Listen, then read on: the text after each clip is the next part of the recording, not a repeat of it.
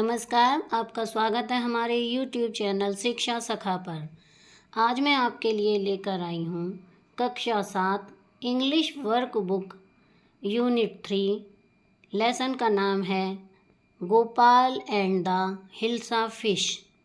पिछली वीडियो में मैंने आपको यूनिट 2 एक गिफ्ट ऑफ चप्पल्स पाठ के अभ्यास का हल करवाया था।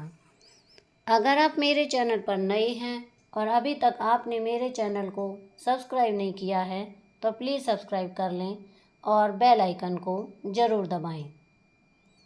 मैंने अपने चैनल की प्लेलिस्ट में सब्जेक्ट वाइज लिस्ट डाली हुई है। आप जिस भी लेसन को देखना चाहते हैं मेरे चैनल की प्लेलिस्ट में जाकर उसे देख सकते हैं। अब हम पाठ की शुरुआत करते हैं। Read the passage and answer the following questions.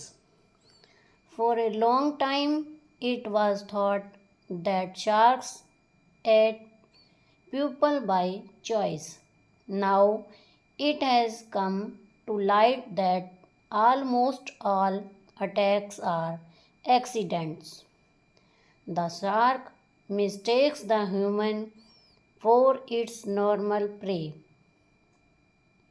Earlier, it was thought that once the shark scented blood, it launched into a feeding frenzy which resulted in death. Now we know that almost 75% of shark bite victims survive. This is perhaps because it realized that it has made a mistake. We have now realized that sharks are not villains but victims in danger.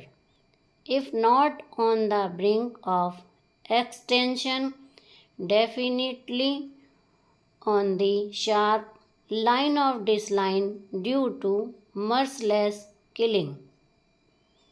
ये paragraph था। अब हम इसके question answer करेंगे। पहला question है, what is the myth regarding sharks? इसका answer है, the myth is that sharks eat people by choice. Second question है, what percentage of shark bite victims survive? Answer है इसका, almost 75% of shark bite victims survive.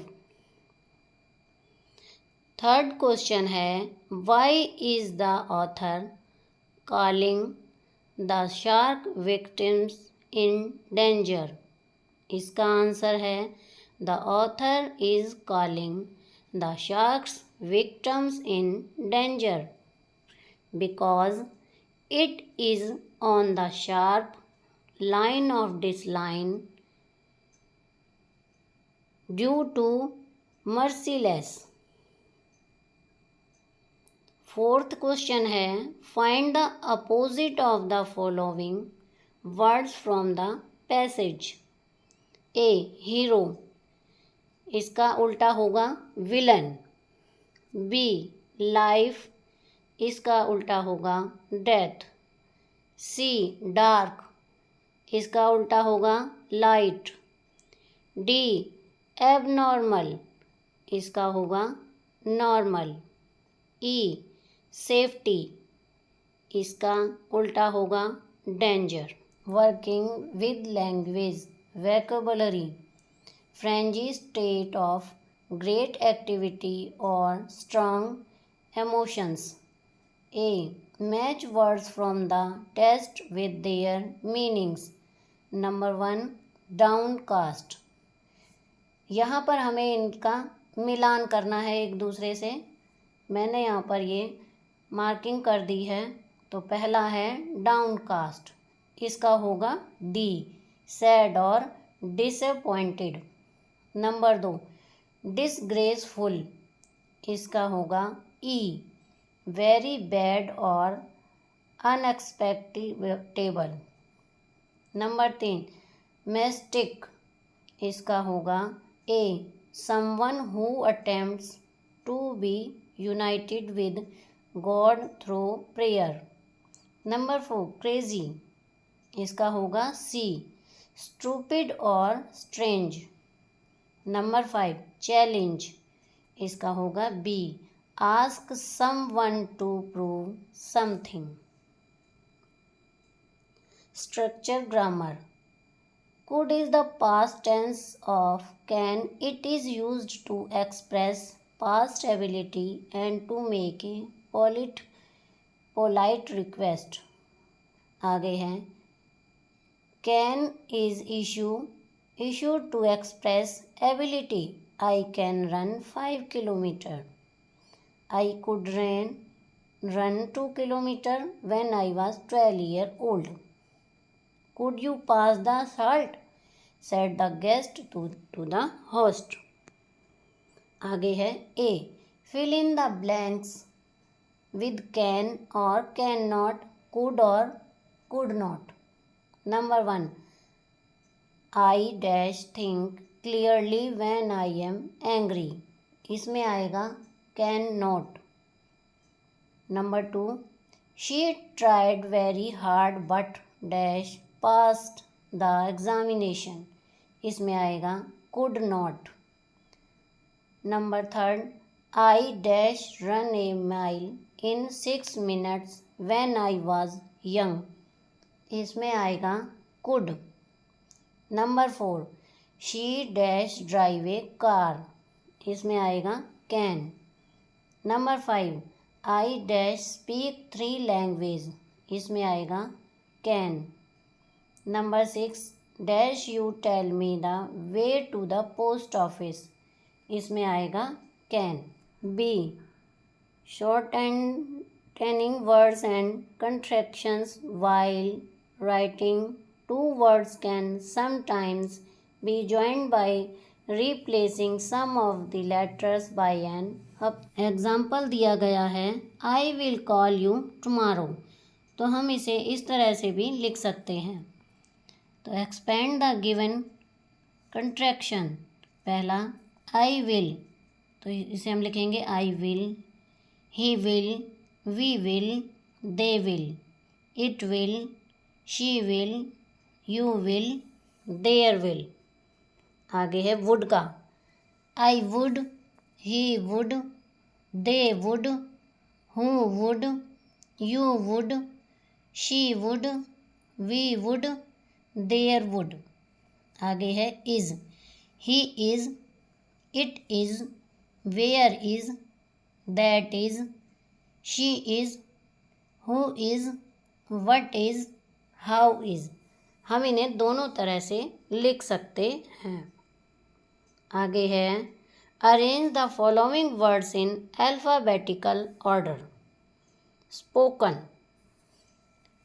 यहाँ पर ये शब्द दिए गए हैं स्ट्रेंजली, सिंग, स्मरिंग, साइलेंट, स्टॉप, सीन, सावन, शॉल, सीम, स्टार्टेड, सीजन, सॉरी, सोल्ड, सी, समथिंग।